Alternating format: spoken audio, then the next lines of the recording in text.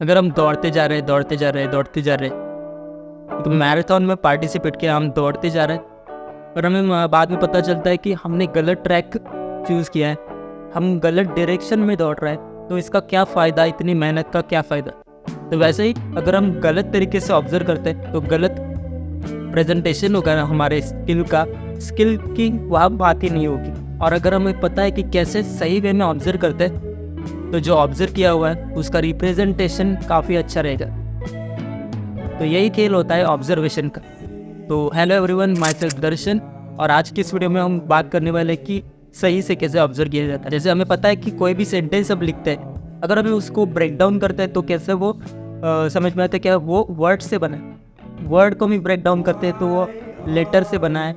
ये सब चीज़ें हमें समझ में आती है। अगर हमें सेंटेंस लिखना है तो हमें समझ में आता है कि क्या क्या प्रैक्टिस करनी पड़ेगी सेंटेंस तक जाने के लिए।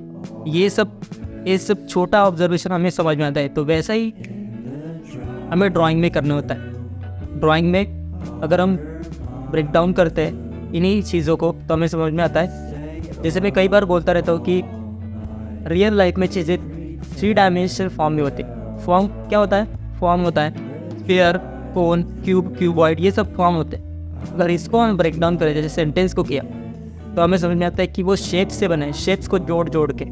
तो शेप्स क्या होते हैं? शेप्स फ्लैट 2D होती है। 2D मतलब 2 डायमेंशन में, जिसको लेंथ और ब्रेड्थ होती है, उसको हाइट नहीं होती। और शेप्स को ब्रेक डाउन करते हैं तो वो लाइन में, लाइन को ब्रेक डाउन करते हैं वो डॉट्स में।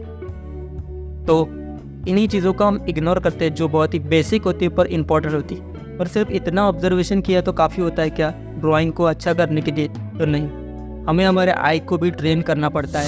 आई ट्रेनिंग ये कंसेप्ट आपके लिए अगर नहीं होगी तो आपको आई बटन में लिंक मिल जाएगी। उसमें मैंने डिटेल में ट्यूटोरियल दिया कि क्या होती है आई ट्रेनिंग और कैसे किया जाता है, इसका इंपॉर्टेंस क्या होता है। ऐसे बहुत अलग अलग तरीके की आई ट्रेनिंग्स होती हैं, उस पर मैं फ्यूचर में वीडियो ज़रूर बनाऊंगा। तो बेसिकली जब हम आई ट्रेनिंग करते हैं तो हमारी जो गेसिंग पावर है, जो हमने देखा है उसको बनाने की जो गेसिंग पावर है, वो हम इंक्रीज कर पाते हैं, स्पीड कर पाते हैं हमारे ऑब्जर्वेशन को। ऑब्जर्वेशन करते समय किन चीज़ों पर ध्यान देना होता है ये हमें समझ में आता है। जैसे लाइन पर ध्यान देना होता है, उसकी लेंथ पर, पोजीशन पर ध्यान देना होता है, कौन सी चीज़ कहाँ रखी है। अलग अलग हम हमारे डिफ़िकल्टीज लेवल बढ़ाते जाते हैं ताकि हमारा ऑब्जर्वेशन है वो और बढ़ता जाए। जैसे हम सब्जेक्ट बढ़ते जाए, जैसे स्टिल लाइफ से पोर्ट्रेट में जाए, पोर्ट्रेट से फिगर ड्राइंग में जाए, ऐसे अलग अलग डिफ़िकल्टीज बढ़ाते जाते हैं। तब कैसे एंगल्स को भी रिलेट किया जाता है, फाइंड किया जाता है। कर्व्स में एंगल कैसे फाइंड किया जाता है, बहुत सारी चीज़ें होती है। स्क्वायर में कैसे सेंटरिंग किया जाता है, ये सब चीज़ें हमें बहुत काम आती है जब हम ड्राइंग करते हैं।